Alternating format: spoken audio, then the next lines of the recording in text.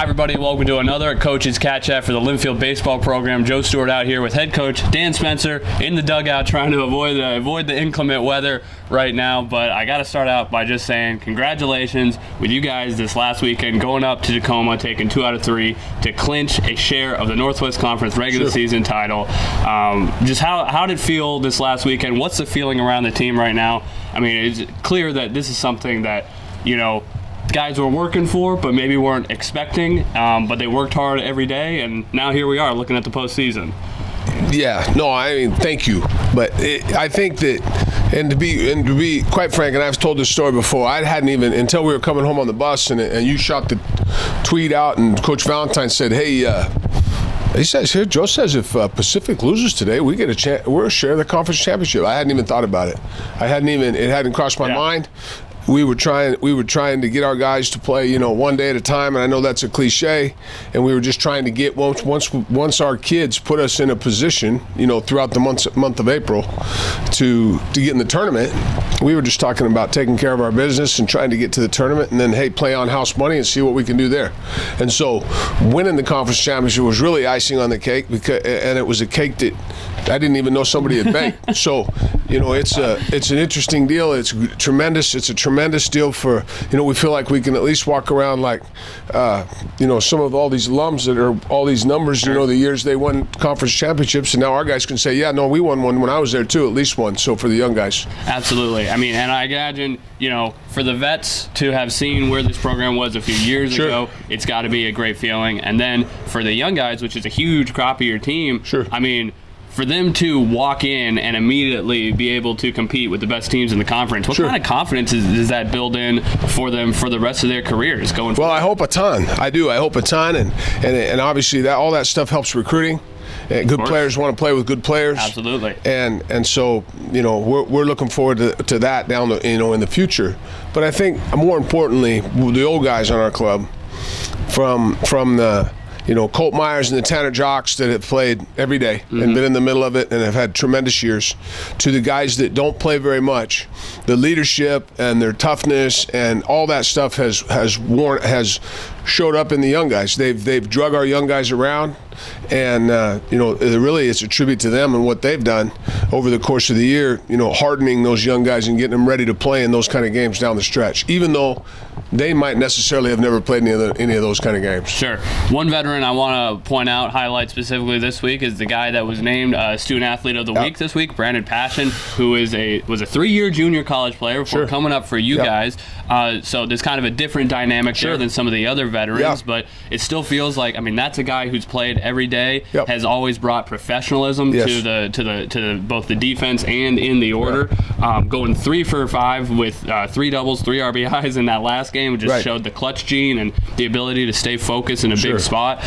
What's he brought, from your perspective, to just help elevate the program and just keep maintaining, like those other vets have, that level of, rent is due every day? Oh yeah, no. What he has brought exactly what his junior college coach called me or emailed me and said to get it started, that hey, Spence, I have a guy here that can help your club, and obviously we're in the middle of last April, we were interested in that, and he said he's going to hit, he's going to lead, he's going to play great defensive first base, he can go play left field, he can hit in the middle of the order, because he's going to take, just like you said, he's going to have professional at bats, he's going to see pitches, he's going to walk when he's supposed to walk, he's going to get hit by a pitch, he's going to drive in runs from third with less than 2 outs, and he's done all those things, and I didn't realize just how good a defender he is at first. He's the best defender at 5'9". Yes, and he's a really good player, and we're excited to have him, and we'll have him for at least one more year. And I think now he's starting to contemplate, because he has another year, because they missed, they got 2 back with the COVID in California. Sure. He may stay for another one, so we got our fingers crossed. Yeah, it'd be a big pickup there. For sure, yeah. And it'll be good recruiting if we can keep him for an extra one, yeah. Absolutely. So when you've got guys like Passion particularly, but, some of your other vets too, to set that example, Do you think that has had, how much of an effect has that had on the young guys, not from the, working hard, showing up on time, all that sort of thing, but like you said, the professional at-bats. I mean, we've seen time and time again, freshmen, at all different levels of college baseball, they come in, they're excited, they're a little bit too aggressive maybe, or maybe a little bit overwhelmed. One or the other. And I think he's been a steadying influence because of the way he goes about his business, and I think those things are right. He knows when it's time to swing at the first pitch, and he understands how to work a count. And I think those are just veteran hitters having some college at-bats under his belt. And he is he's a tremendous kid. He's very quiet, but he's a great leader. He practices every day. I think that he's just been everything that his junior college coach said he would be and more. Yeah, and another guy, another veteran, I mean, we've talked about him a lot this year, but Colton Meyer, just what he's done in the big moments, in the tight games, closing the door, multiple inning saves, just seems to be so reliable now, appearance in and appearance out. For sure. I mean, how big of an asset is that going into the postseason?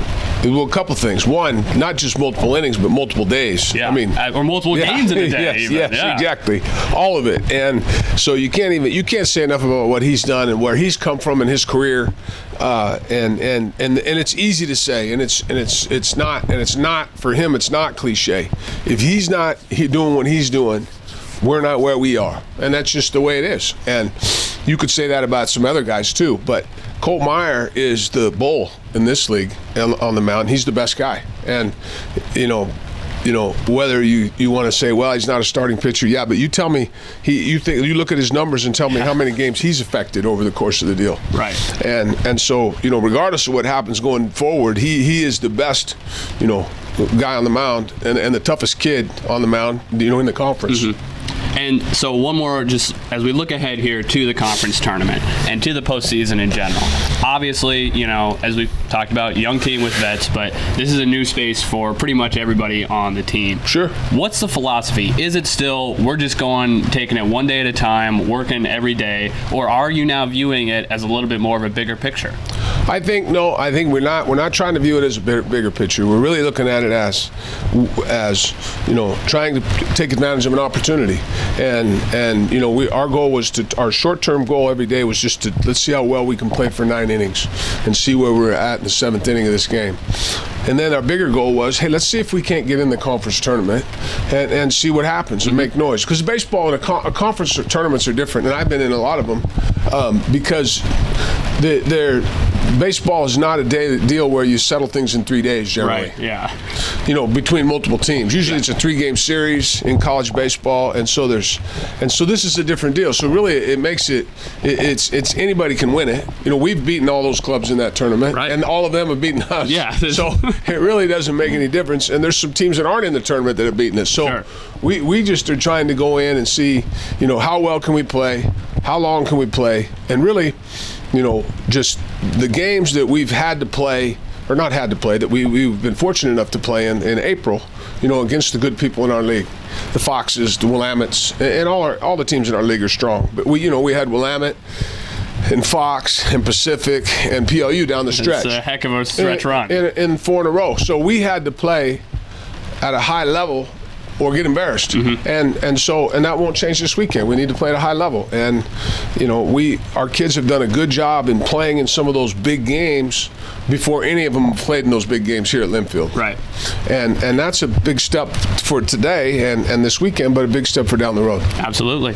And they'll be looking to build on that down the road, but the big weekend, this weekend up in Forest Grove, as your Cats are once again back at the top of the Northwest Conference. Right now the 2 seed could still shake out a little differently with a couple of Northwest Conference makeup games going to be played over the next couple of days. So you'll want to follow GoLinfieldWildcats.com and NWCSports.com for all the updates on that. But the Cats will be in Forest Grove on Friday for the first day of the tournament. Continues all the way through Sunday. Coach, thanks for the time. You bet. Good luck this weekend. Thanks, fellas.